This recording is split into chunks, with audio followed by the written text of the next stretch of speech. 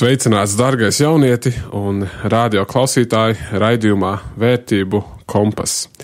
Raidījums, kurā mēs runājam par aktuālām tēmām katram jaunietim un skatāmies uz Bībeli kā uz mūsu vērtību un dzīves kompasu. Mani sauc Ronalds Svarups un mums studijā ir arī Ulvis Kravos šoreiz otrā daļā šajā raidījumā. Un ja tev ir kāds jautājums vai ierosinājums šim raidījumam, tad iesūti to man, apmeklējot mājaslapu uz // vērtību kompass, rakstot to bez garumzīmēm. Es vēlējos vēl pieminēt, ka nākamais raidījums būs tiešraidē, kā visi LK raidījumi no 1. līdz 21. decembrim, tāpēc es ieteiktu to pieslēgties 4:06 uz raidījumu tiešraidē. Bet jā, sveiks, Ulvi! Sveiks, Ronaldi! Jā, tiekamies atkal. Jā, šis raidījums tiem, kas nezina, ir turpinājums, kad mēs runājam par aicinājumu. Pagājušajā reizē mēs runājām par aicinājumu ģimenē, par arī vīra aicinājumu ģimenē, un mēs gribējām arī pieskarties pie sievas daļas vairāk, bet pietrūka laika. Tur bija daudz jautājumu, kurus mēs neatbildējām.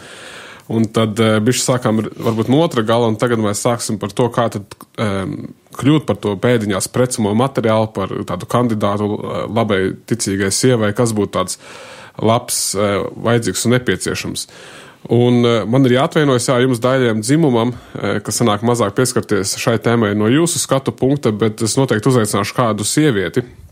Man kāds arī pačuksē, varbūt, kurš būtu gatavs kaut ko padalīties un runāt, un tad mēs noteikti pieskaršamies šai tēmai visdrīzāk pēc jaunā gada vai kaut kur ap to laiku, ap janvāra laiku, un tad noteikti to jūs kaut kad arī sagaidīsiet. Bet jā, es gribētu to jautāt, Ulvi, pirmais jautājums, cik dzimumu pastāv? Ļoti labs jautājums. Jā. 2.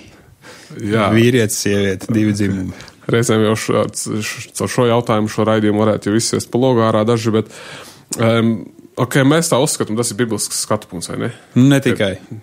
Arī bioloģisks. Jā. Un es pārliecināts, jā. Un mēs runājam par atšķirībām starp viņiem, par to aicinājumu, kur mēs katrs esam ielikt, un mēs tā pieļaujam vienkārši jautājums, vai ir atšķirības starp viņiem? Skatoties Bībelē, mēs redzam, kā atšķirīgi pieiet vīriem, sievām, vīriešiem, sievietēm, un ir atšķirīgs aicinājums. Arī dažādas līdzības, ko Kristus stāsta, un dažādi notikumi, kur evaņģēlijos atspoguļoti. Es domāju, evaņģēlija autori nevēlt izvēlas kādus notikumus atspoguļot, izceļot tieši konkrēti, piemēram, ir kāda atraitne, kuras dēls nomirst, vai ne, un ka tas parāda to, cik Jēzus ir līdzcietīgs par šo atraitni un viņas dēlu, un tad ir bagāts jauneklis, vīrietis, vai ne, un tur arī Jēzus sastopas viņu līdz ar to. Es domāju, evaņģēlija autori ļoti mērķiecīgi šīs sastapšanās attēlo, un līdz ar to, ir atšķirības tajā, kā ko Dievs sagaida no vīrieša, no sievietes, no vīra, no sievas, loģiski, vai ne? Un tad mēģināsim šodien, cik saprotu, bišķiņ konkretizēt, kas tad tas īsti ir. Izšķetināt, jā. Jā, reizēm mēs pat to lasot nezinām, ko tas nozīmē būt atraitnē, kāpēc tas bija svarīgi un tā, un jo mūsdienās liekas, kāda atšķirība atraitne, neatraitne, viss viens un tas pats. Bet mēs sapratīsim, kāpēc ir atšķirība, ceram šī raidījuma beigās. Vai šī tēma, tavuprāt, ir aktuāla mūsdienās? Tas, par ko mēs runājam. Jā. Kāpēc mēs par to runājam? Es domāju, pilnīgi noteikti ir aktuāli. Es atceros, jau daudz gadus atpakaļ, vairāk kā 15, es studēju pedagoģiju, un es rakstīju savu gala darbu tieši par vīrišķības izveidas iespējām skolā, kā vīrietis var izaugt skolā. Jā, ir liela daļa vientuļo mammu, kas audzina zēnus. Skolā 90% sievietes audzina, vada klases stundas audzināšanu, skolas noteikumi ir ļoti femīni, nedrīkst skriet. Jā, tu tāds drīkstēji uzrakstīt un pabeigt? Tajā laikā, bija viss labi. Šodien es nezinu, kas ar man notiek droši vien.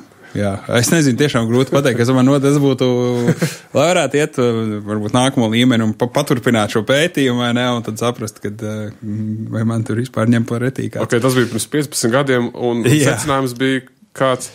Secinājums bija tāds, ka ir ļoti svarīgi vīrietim, zēnam augot, ļoti svarīgi ir redzēt piemēru. Viņš mācās no piemēra, nevis no vārdiem, nevis no kā vajag, kā nevajag, un tieši no vīrišķā piemēra, kas tiek iemiesots.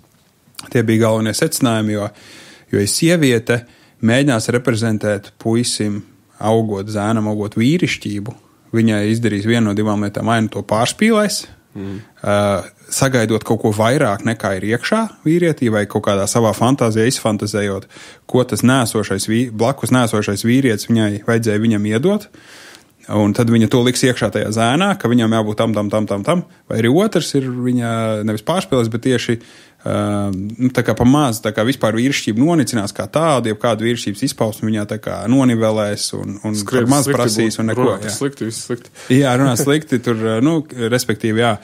Un nevis tāpēc, ka sieviete pat kā tāda ir, es neuzbruku nevienai sievietei vai vientuļām mamām, kuras cīnās vai ne, un slavu Dievam, ka viņas nepadodas un tās lietas, bet tas, ko pētījumi rāda, ir, ka īpaši zēniem viņiem vajag šo vīrišķo paraugu, kaut vai sūtīt uz treniņiem, kur ir vīrietis treneris vai ne, vai uz kādiem pulciņiem, kur ir vīrietis, kurš iemieso vērtības, kurš iemieso krietnu dzīvesveidu, un tad šie puiši, viņi to grib nokopēt, iemiesot savā, vai ne, nevelti. Viņi trenējas kādā sporta veidā, tur nezinu, hokejā, viņi seko kādiem izciliem hokejistiem, vai ne, tur lasa viņu biogrāfijas, vēl kaut ko, tad nereti, ja, es pieminu hokeju, man pašam patīk hokejam sekot līdzi, un tad nereti ir tā, ka kādi, kurus draftē, ja tur 18-19 gados NHL komandā, viņi spēlē vienā komandā ar 37-20 gadus vecāku veterānu, kurš ir, superzvaigzne, ja, tur Sidnijs Krosbijs, jā, piemēram, Pitsburgā spēlē, visu savu karjeru gan nospēlējis, jā, Pitsburgā, un tie jaunie džeki tā, es nekad neiedomājos, ka spēlēšu vienā komandā, vai ne, ka tas liekas vispār kaut kas tāds bet tas ļoti palīdz vīriem tieši augt, un nepalīdz tas, ja kāda, jo sieviete ir sievietes aicinājums un loma, un viņa var rādīt to daļu, kas vīrietim vajadzīgs, tā sievišķā daļa, sastapšanās ar sievišķo, tur tas maigums, iejūtība vai ne, ieklausīšanās to jā, bet ne visu 100%, ko nozīmē būt vīrietim, vai ne? Tas nav izdarāms, jo viņa pati nav vīrietis, viņa nevar zināt, kā tas ir. Un mūsdienu kontekstā, kultūras kontekstā arī, vai ne, ka tur ir tāda absurdi, apmēram, vai jūs varat definēt, kas ir sieviete. Sieviete ir tā, kas sevi identificē kā sievieti, vai ne, bet kas tas ir, vai ne? Un tad mēs nonākam nekur, bet patiesībā tas, ko es vismaz tajā laikā, kad lasīju daudz dažādas zinātniskos rakstus un vēl kaut ko, un arī tagad tik pa laikam palasot tieši par vīrišķību. Jā, es ieraugu to, ka tā krīze, kas ir, protams, viņu daudz kur ietekmē kultūra, valdošie visādi ideoloģijas un tā tālāk, bet jebkurā gadījumā tāda veselīga vīrišķība vīrietis mācās no kā citu vīriešu, ko viņš redz un izdzīvo. Jā, tas bija pirms 15 gadiem, un tagad situācija, kā tu teiktu, labāk, sliktāk? Izaicinoši joprojām. Es zinu, kā labāk, sliktāk, tur šai pasaulē grūti spriest vienā jomā kaut kas labāk un kaut kur citā vietā atkal kaut kas. Bet aktualitāte ir palikusi. Aktualitāte pilnīgi viennozīmīgi ir palikusi. Es arī tam piekrītu. Es uzskatu arī, ka mūsdienās ir vīrišķības krīze. Man arī bija līdzīga vairāk patēvi, bet neviens īsti nerūpējās par to, un tad arī bija doma, kā saprast, kam man būt. Un es arī skatījos uz Bībeli, uz to visu meklēt arī jautājumus un atradu citus vīrus caur video un podkāstiem, kas teikt, tie tā kā paraugi, kas dzīvo to dzīves, kaut arī es viņus fiziski nepazīstu, bet cenšos vismaz tādā ziņā līdzināties kaut kādās lietās, sapratu, īsti nav man uz ko skatīties, nereti, tā. Yeah. Un daudz jaunieši arī, viņi nezin uz ko skatīties. Un pirmā lieta toču, kur neiet, būs Bībele. Es kaut kā zinu, ka cilvēks skatoties uz Jēzu neliekas, ka viņš būtu pats vīrišķīgākais vīrietis. Pasaulē pajautā, kas ir Jēzus, tas blondais džekiņš, kurš bērnu spējā. Tas ir pirmais priekšstats, kas nāk. Un es neteiktu, ka es pats esmu daudz ar bērniem, ka es nesaku, ka tas nav vīrišķīgi, bet tas ir tā pirmā lieta, kas cilvēkam nāk prātā. Un tas, ko dara jaunieši, mūsdienās arī jaunieši akrā pajautāja reizēm, vai tu pazīsti Joe Roganu vai Andrew Tate vai Jordanu Petersonu. To Jordanu Petersonu ir kurš pazūs, bet Andrew Tate visi, es zinu, kas viņš ir, es tur skatos, arī pat kristieši. Sanāk, kaut kāda viņam interese tur ir, un es uzskatītu, ka tie vīrieši, kas ir populāri tagad internetā, YouTube, citur, ka viņi ir tie toksiskā tipa vīrieši, jo ko viņi saka, viņi mācās vīrišķīgās lietas, izdzīvot, bet viņi saka, ka tev jābūt ir seksuāli brīvam dzīvesveidam, tev vajag daudz naudu, lai to būtu tāds luksus dzīvesveids. Un, protams, jābūt stipram un visam pārējiem. Kaut kādas tur lietas ir labas un kaut kādas lietas ir pavisam tādas kaitīgas un es pat uzskatu toksiskas. Bet viņi ir ļoti populāri, ļoti populāri. Arī baznīcā viņus, tie, kas vismaz jaunieši atnāk, arī viņus skatās. Un mums draudzē arī ir līdzīga tā attiecība, kad teiksim tā, ka jaunieši un vīrieši nenāk uz draudzēm. Es nezinu, kā tavās draudzēs, bet, tā evaņģēlija vēsts nav mainījusies tādā ziņā, ka būtu tikai domāts sievietēm, kaut kā vīriešiem nebūtu aktuāli, bet kaut kā, piemēram, Izraēla tautās vai austrumos es neredzētu, ka tā būtu īsti problēma, ka vīrieši neiet uz draudzes, tā, ka es redzu, ka kaut kas ir cits vainīgs. Un es zinu, draudzēs, mums vienā draudzē tā attiecība ir 1:10 aptuveni, citās 1:5. Pāvila draudzē mums mazāk, bet tā teiktu 1:3, vidēji kaut kur tā. Tad jautājums ir, kāpēc tā? Kāpēc viņus piesaista šie vīri, kas ir YouTube, kas runā par tādu toksisku vīrieši, un kāpēc baznīcā nav jauniešu vīri? Kā tu teikt, kā to var izskaidrot? Vai kā to var labot? Kas draudzēs vairāk ir nepieciešams? Nu, tu atvēri tādu tēmu, kur mums varētu vēl 3 nedēļas ierakstīt par vēsturisko baznīcas lietu, par bildēm. Bet varbūt īsumā mēs varam padomāt īsumā, vai ir kāda maza problēma. Jā. Es domāju, tur ir tāds komplekss. Kā man sieva ir ārsts, un tad par dažām diagnozēm viņi saka, tur ir multifaktoriāli iemesli. Tas sekas ir šādas, vai ne? Bet tas, kas tu ietekmē, ir tāds faktors. Un es domāju, šis ir arī noteikti multifaktoriāls. Nav tāds viens elements. Ot šo izmainīsim, visu uzreiz vienādojums būs pilnīgi citu rezultātu. Tā nenotiks. Kādas pāris lietas, kas tev liekas, varbūt? Ko tu ievērojis pats? Jā, es domāju, man liekas, pirmkārt par to draudžu kalpošanu. Nereti tā kalpošana ir ļoti tāda īpaši pastorālā kalpošana, kur ir vērsta uz tādu dvēseles iekšēju mieru un dziedināšanu, tādu harmoniju. Tas ir vairāk uz to sievišķo valku. Vīrietiem vajag izaicinājumu, piedzīvojumu. Vai ne? Un draudžu dzīve ļoti bieži centrējas ap cilvēku vajadzībām, kas ir uz iekšu vērsts. Un arī mēs iepriekš runājam, ka sieviete ir tā, kas ir nama iekšpusē, pavārdu sargātāji, un vīrs ir tas, kurš ir ārpusē namam, kur to drošību piedzīvojums, vai ne? Un draudzēs ir līdzīgi, ka draudzes ļoti fokusējas uz to savu iekšējo dzīvi, lai mums tā kā aprūpētu un apčubinātu visus, un visiem ir labi un forši, un visi tev komfortabli jūtas, un tā, tad arī pazūd tas izaicinājums. Un vīri neredz tur sevi, tāpēc, ka tur nav izaicinājums.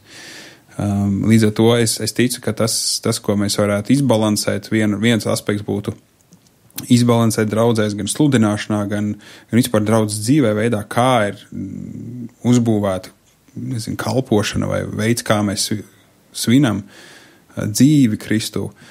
Ka tur ir 2 aspekti. Viens ir ieaicinošais aspekts, ir pieņemošais, tevi pieņem, kāds tu esi, nāc, kāds tu esi, tevi mīl tādu, kāds tu esi. Bet otrs ir izaicinājums.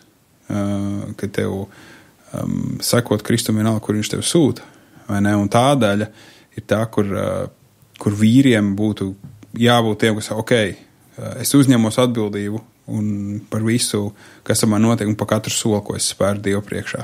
Un es eju un daru, un es eju uz āru. Tāpēc nereti vīri tādu, un praktiskās lietas, tur trubas jānomaina, jānokrāso soli, kaut kādi jāpārbīda mēbeles, tur vīri savāksies, vai ne, bet tādas garīgās lietās kaut kā neierauga to svarīgumu, ka tas ir svarīgi. Arī līdzdarboties, un es domāju, izbalansēt to izaicinājumu ar ieaicinājumu, un arī, es domāju, pati kaut kādā mērā, es nezinu, kā jums draudzē, bet mums kādreiz Alfā, kad īpaši daudz sanāca kalpot, tad kādā brīdī Alfa kurs dalībnieki iepazīstina lūkšanu tā tālāk. Sadosimies rociņās, Nu, vīri tā, ko? Vai ne? Un joprojām ir viens brālis, kurš saka, kādās rokās, Jēzus ar mācekļiem arī rokās sadavās, kad lūdza, vai ne, piemēram, vai ne, kad jūs lūdzat Dievu, Jēzus māca mācekļiem, sadodieties rokās un sakiet šos vārdus. Tā, vai ne, ka kaut kā tas tāds femīna, kaut kādas tā pieskaņa tam ir, protams, arī par dievkalpojumu kārtību varam runāt un par to, kas tā kā tajā notiek un dažādas lietas, negribās baigi tur tagad neko nekritizēt, ne tā, bet gala beigās es teiktu tā, ka tas tie vīri, kas ir ticībā, tas arī ir uz viņiem savu ticību nes tālāk citiem vīriem. Vai ne? Un tā kā Pāvils saka Timotejam, to, ko no manis mācījies, celt citu priekšā, kas būtu noderīgi mācīt citus. Un ka viņš to ieraug. Un Timotejs ļoti kautrīgs, kluss salīdzinot ar Pāvilu, no dažādām liecībām. Un ka viņam vajag riktīgi iedrošināt viņu. Un jā, viņš galīgi nebija tāds, varbūt orators vai rakstu zinātājs kā Pāvils, bet Pāvils saka, hei, tev ir, un viņš iegulda viņā. Un tad Timotejs to ir aicināts to ieguldīt tālāk, kādos citos vīros, kas tur būs ļoti mērķiecīgi. Nevis tā, kas atnāks, tu to paķersim, bet nē, mērķiecīgi. Jā, esmu ievērojis arī, ka mūzika arī ļoti koncentrējas to savu iekšējo būtību uz sevi, un es arī redzu, ka draudzēs, kad tiek aizietas prom no himnām vai no tādām psalmiem, līdzīgi kā dzied Izraēlā, kristieši dzied psalmus vienmēr dziedājuši, un es pat zinu dziesmas, kur ir psalmi, kur ir konkrēts psalms, es saku, bet man viņš patīk, un tad es klausos to dziesmu, bet tur izņemti visi foršākie panti ārā.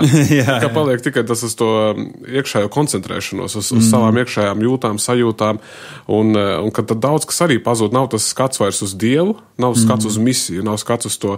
Ir tik daudz skaistu pantu rakstītu, kas ir kā iedrošinājumi, bet tā mūzika arī neredzi pārtop tādā iekšējā sevis izmeklēšanā, sevis tādā šaustīšanā, sevis tādā, bišķi tāda bezcerības sajūta rodas.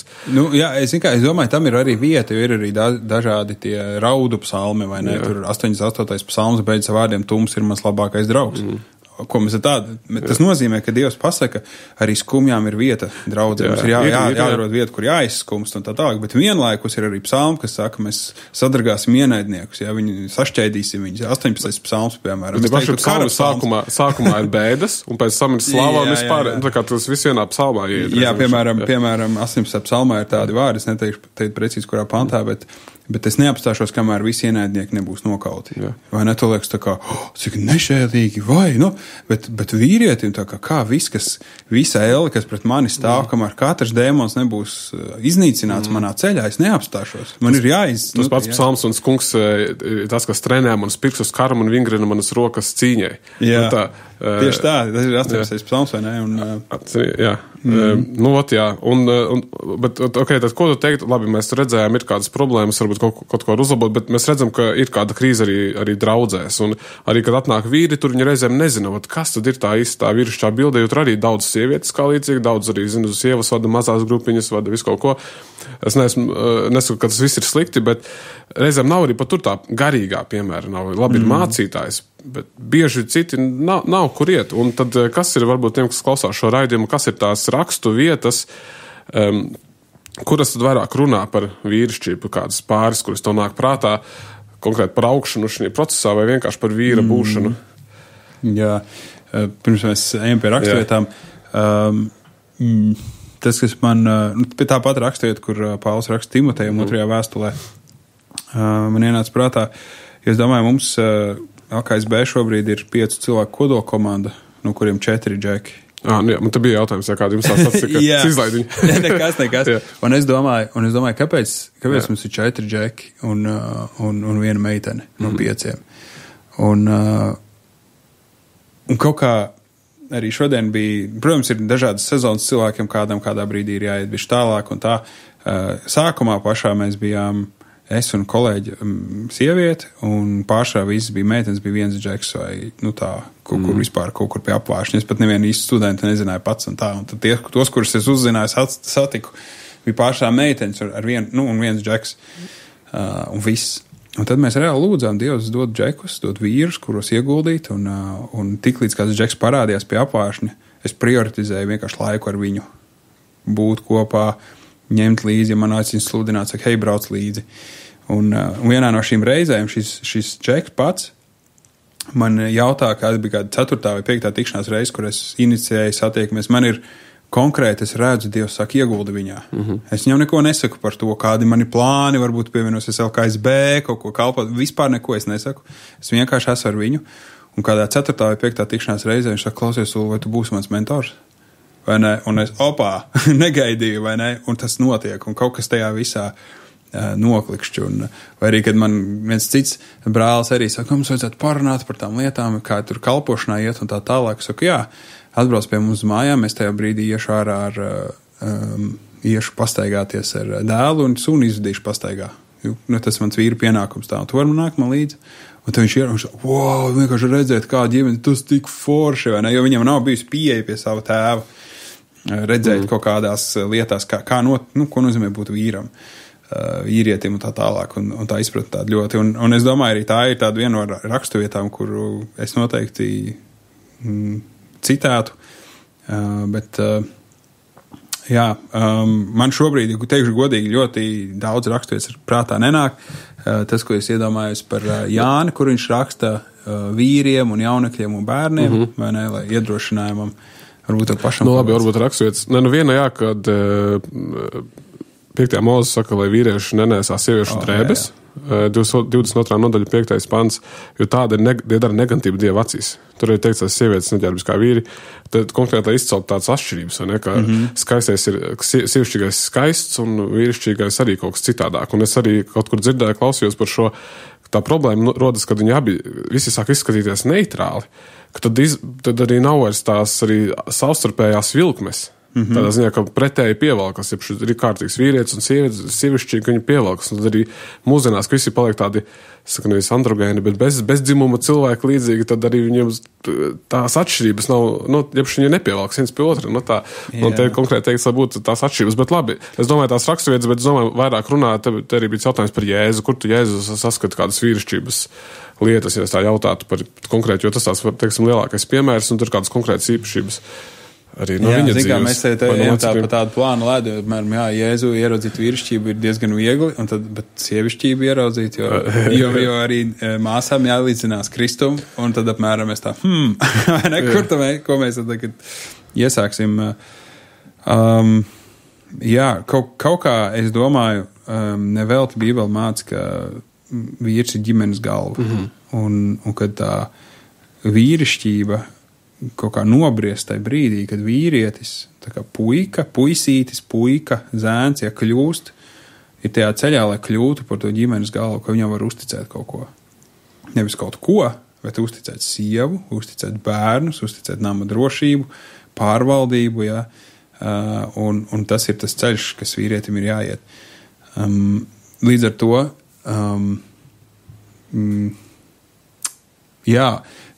pazaudēju vienkārši to domu tagad, bet un tas, ko mēs varam ieraudzīt Jēzu, ka viņš ir Lūkas evaņģēlijā teikts, viņš bija paklausīgs vecākiem, tas kaut ko arī nozīmē, ka viņš kā puika, kā zēns, viņš paklausīs vecākiem, ja viņš piepilda rakstus, vai nebija konkrēti nosacījumi jūdu tajā ticībā, kultūrā, kas viņam bija jāzina, kurā vecumā, no Toras, no rakstiem. Viņš bija disciplinēts noteikti to darīt, iemācīties, tik galā ar kaut kādām lietām, un mēs to varam ieraudzīt Jēzus tajā dzīvē. Un vienlaikus, kad viņš sāk kalpošanu, mēs ieraugam Kristu, ka viņš pieņem to, Dievs saka, šis mans mīļais dēls, ko man labs prāsts, tūdaļ gars viņu aizdzen tuksnesī, un tad vēlns viņš 40 dienas kārdina. Viņu kontrole, jā. Jā, viens ir kontrole, jā, savaldība, bet arī tāda, tas vārds, nezinu, tāda izturība, resilience vai grit, kas būtu angliski, grūti iztulkot uz sitienu. Bet, ka Kristus saprot, tas aicinājums, uz ko Dievs aicina, ir svarīgāks par to,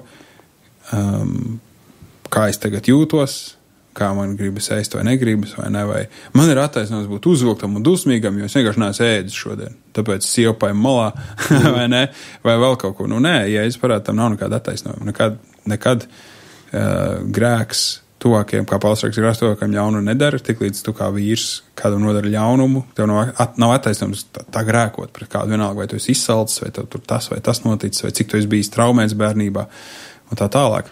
No vienas puses esam attaisnojums, no otras puses var saprast, kāpēc ir kaut kādi izkropļojumi. Un tā vīrišķības, tā krīze, es domāju, tas jau ir vispār izpratnē paaudzēs jau gan padomu mantojums, gan arī tagad liberālisms, kas nāk iekšā spiežas, vai ne, un tiek uzspiests, es pat teiktu, ļoti tā mērķiecīgi, un tas viss veido to domu. Jā, esmu ievērojis pie Jēzus dzīves lasot, mēs mājas grupā studējam Jāņa evaņģēliju. Un tas interesantais, es tā nekad nebiju skatījies, bet es sāku ievērot, kur Jēzus izturās, es varbūt esmu jau pieminējis, ļoti tieši, vai mēs teiktu netoleranti vai nejauki. Es esmu īsi pieminējis, un tas interesantais ir, ka jo vairāk es to skatos, jo vairāk var redzēt, ka Jēzus runāja vienmēr tieši uz tiem cilvēkiem, kas nāca. Viņš viņus reizēm stāstīja līdzībās lietas, bet tās līdzības, kad viņi saprata, teica, viņi ņēma akmeņus, lai viņu nomētātu, jo nebija nekas jauks pret tiem cilvēkiem, kas nāca pret viņu. Mēs lasām arī, kad viņš vienmēr uzrunāja grēku cilvēku dzīvēs. Viņš vienmēr uzrunāja balsi kādu konkrētu vai lietu, kas būtu jādara, vai redzēja, kas notiek. Un cilvēki nevarēja palikt tādi, kādi viņi bija. Reizē mēs sakam, visi laipni lūgti, visi var nākt, un tādiem viņiem arī jāpaliek, kādi viņi grib palikt. Ja es saku, nē, pie tēvs, viņš pats jūs tiesās, jūs jau zinat, kas būs Jāņa, tā 3. nodaļa pēc tam Nikodēma, viņš saka, jūs visi dzīvojat tumsā, bieži citā Jāņa 3.16, bet kas notiek pēc tam, visi pārējie 70 panti, tā 3. nodaļa ļoti gara. Tur ir ļoti interesanti redzēt, ko Jēzus stāsta. Un tas pats Jāņa evaņģēlī, pēc tam, laikam, 4. vai 5. nodaļa, pātaga spīšana, un saka, viņš izgāja ārpus tempļa pina pātaga. Es domāju, cik ātri uzspīd pātagu? 5 minūtēs, 10 stundā, 2. Tas nebija tāds impulsīvs lēmums, un jo vairāk to lasu, jo vairāk es redzu, cik ļoti viņš bija stingrs pret tiem, kas bija pret viņu, bet reizē mīlošs pret tiem, kas viņu pieņēma. Un tur nebija tāds, tikai 2 puses. Izvēlies. Nav tāds vienkārši pa vidu.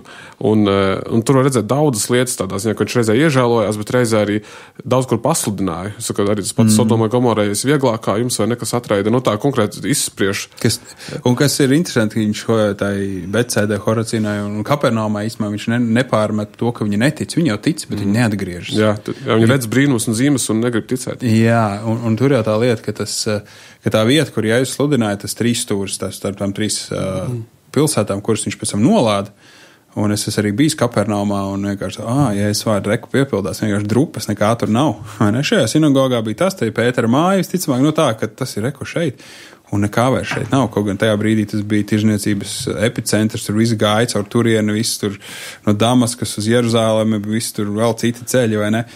Un ka tas viss Jēzus vārdu piepildās. Un Jēzus 80% savas kalpošanas veica tieši tur, kur bija arī farizēji un raksturmācīji. Tieši farizēji.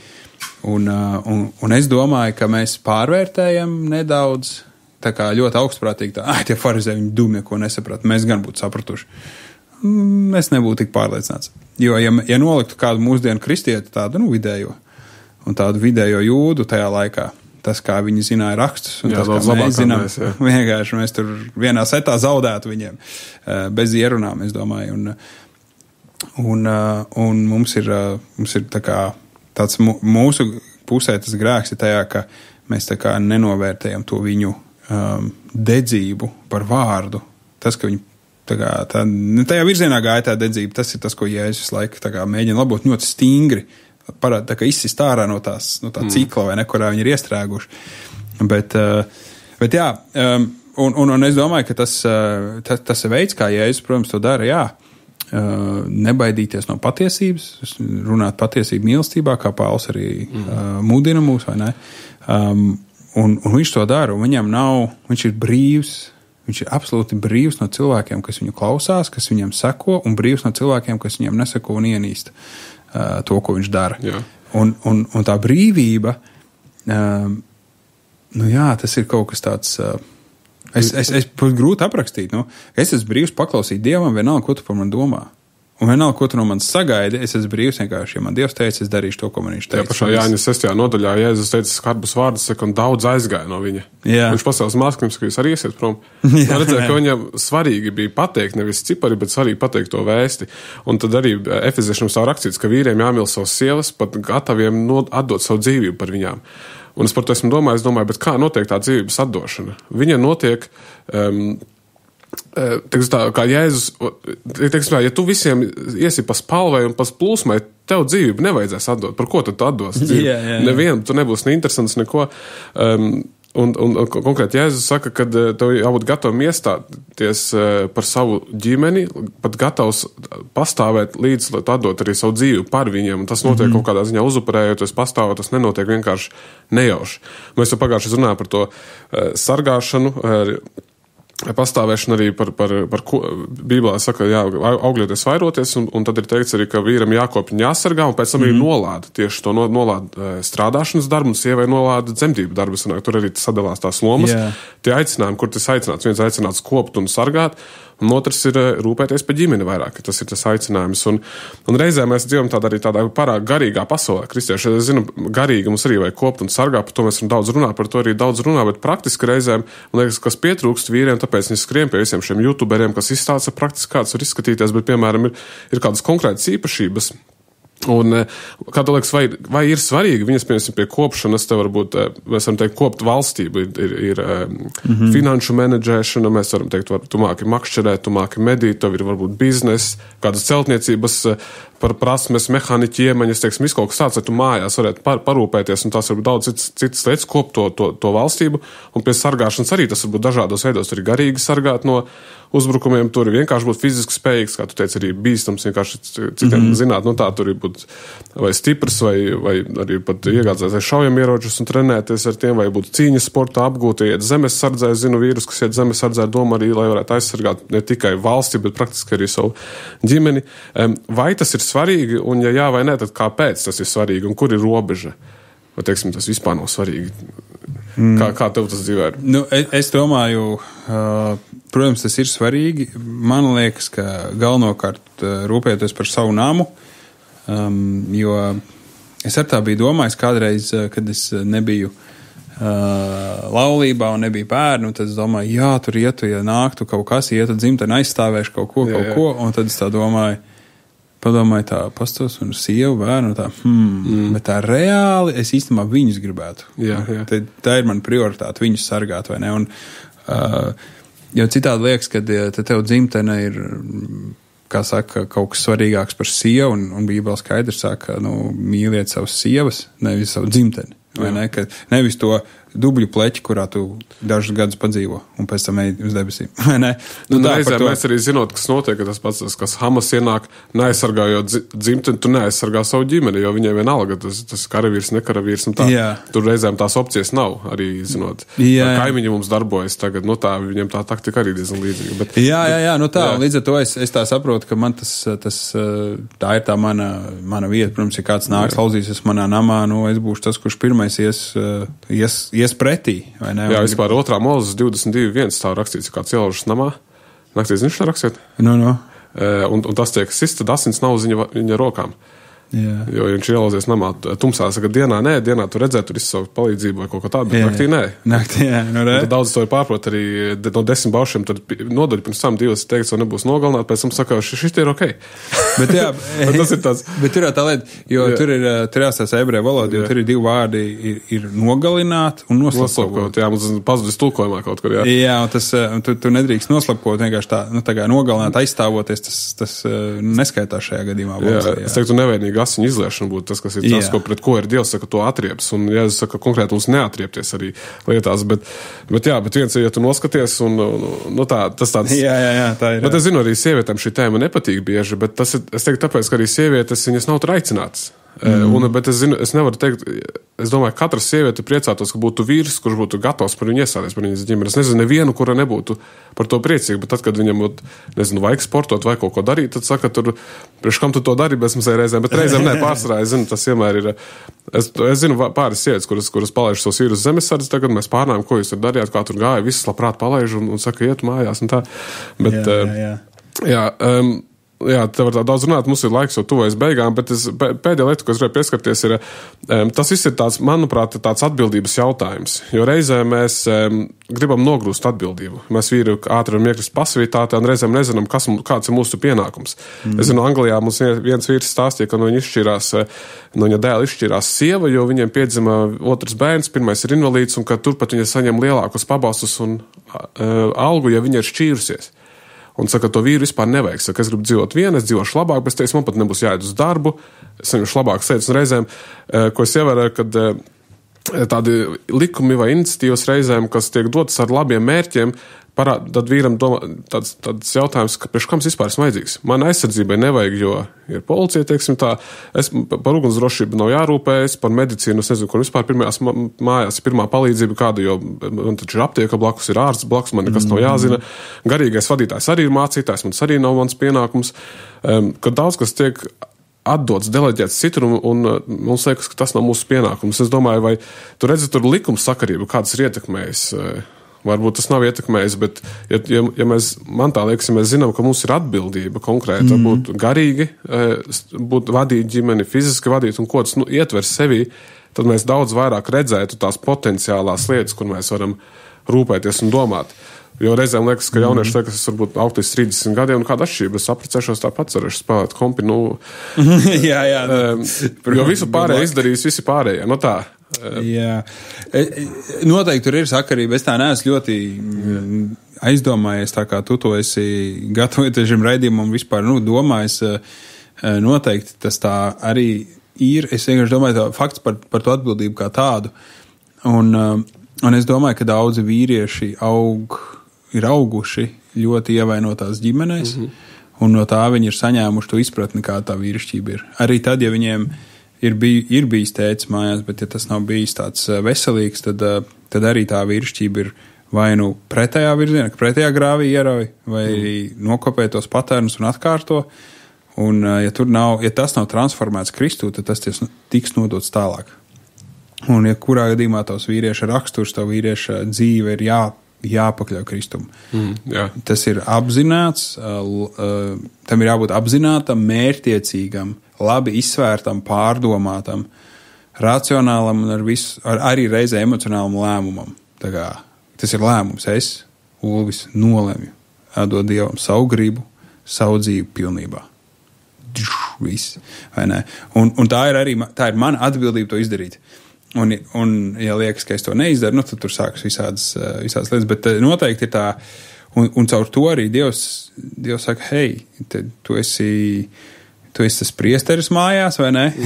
Tā ir pirmā draudze tava, un tu esi tās gans, tā, kas ir mājās, tā ir tā vējā, vai ne? Tu esi tas, kur atbildība ir mācīt vārdu un atcerēties, pašam dzīvot pēc tā, pašam atgādināt to, pateikties, novērtēt. Un noteikti. Es tā domāju, kādreiz jau bija tā, ka nebija vispār tāda ugunsdzēsēja kā tā. Jā, visu darīja vīri, zinu, arī Itālijā ir vietas, kur nav ne policijas, nekā visa atbildība ir uz vīriem. Un tur nav ne nozieguma, nekā.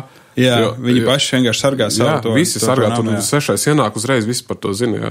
Tagad mēs lielās anonīmās pilsētās dzīvojam, kad liekas komunālajos dzīvokļos, ka neman kurināt, neman ēdienu, neman neko.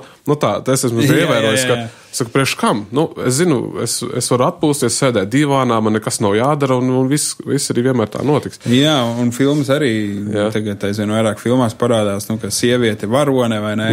Padomu laikā bija mātes varonis, ja tur vēl kaut kas, un tagad sieviete varona. Un es domāju, tas tāds sajaukuma gars. Mēs pirms ieraksta runājām par aštarti, par bālu aštarti, par molohu, ja tā nešķīstā trīsvienība. Garīgi, ja mēs to skatāmies, tad aštartis tajā kultā.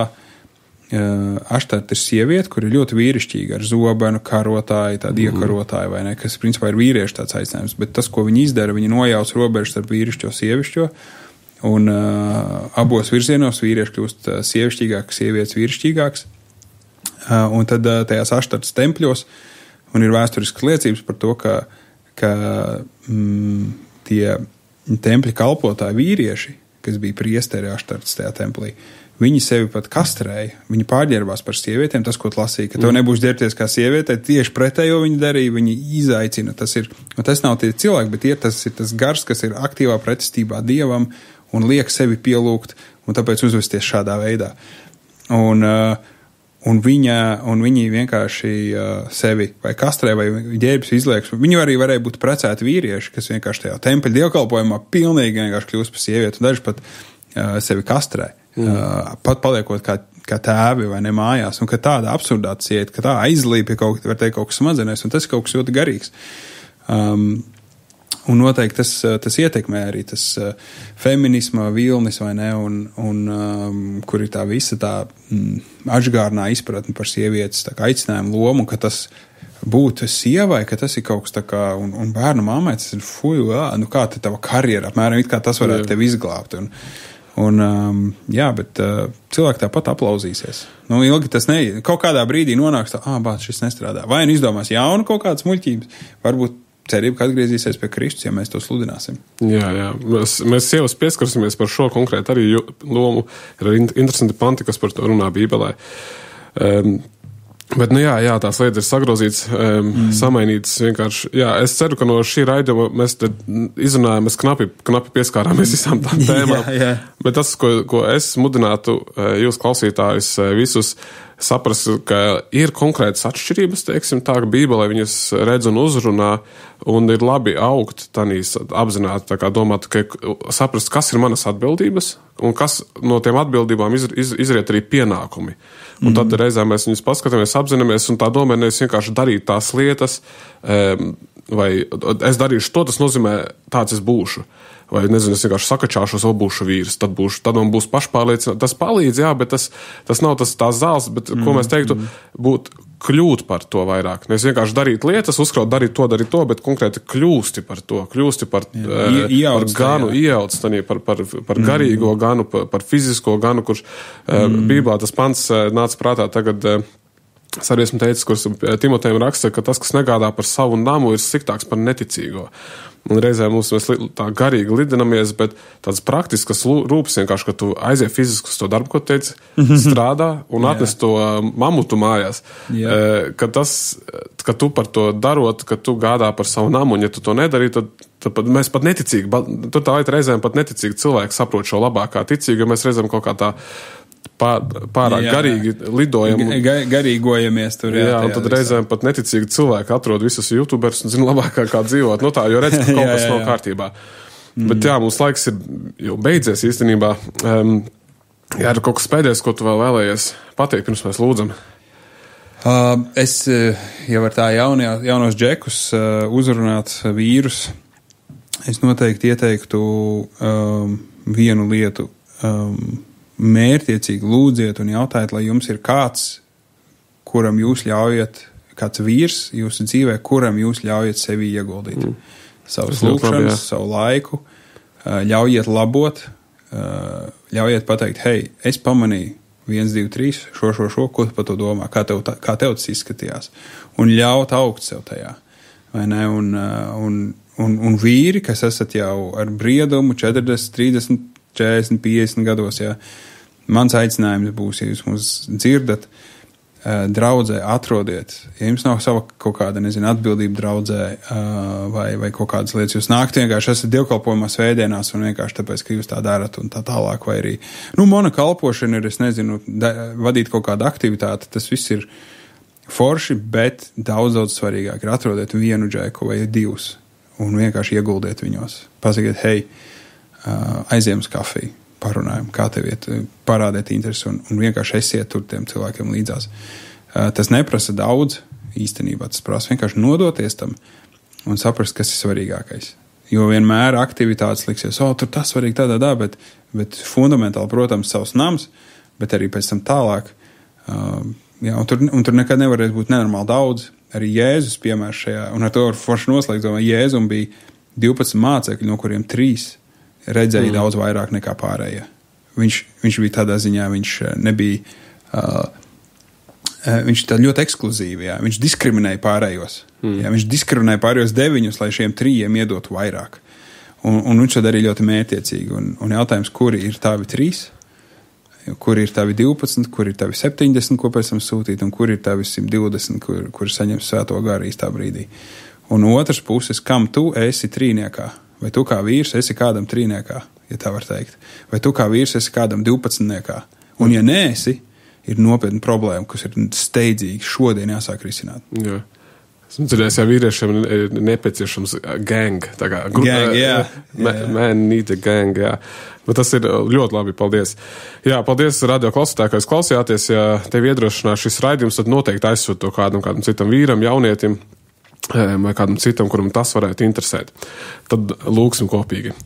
Paldies Tev, debes Tēvs, par šo raidījumu, par otro daļu, par Ulvi, ka viņš arī tika šeit un tām pārdomām, kuras mēs varējām saņemt.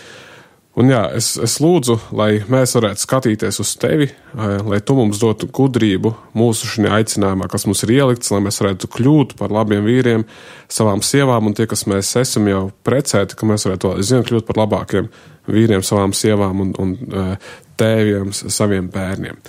Jā, vadi mūs šī vārda atklāsmē, ka mēs to lasam, ka mēs vairāk izprastu to, un ka Tu mums dotu spēku un Tava gara vadību izturēt visus pārbaudījumus, kas ir arī visi meli, kas pasaulē nāk arī šī jomā, ka mēs varētu tos izšķirt un saprast, kāda ir Tava griba mūsu dzīvei. To mēs lūdzam Jēzus Kristus vārdā. Āmen. Paldies, tad tiksimies nākamajā raidījumā.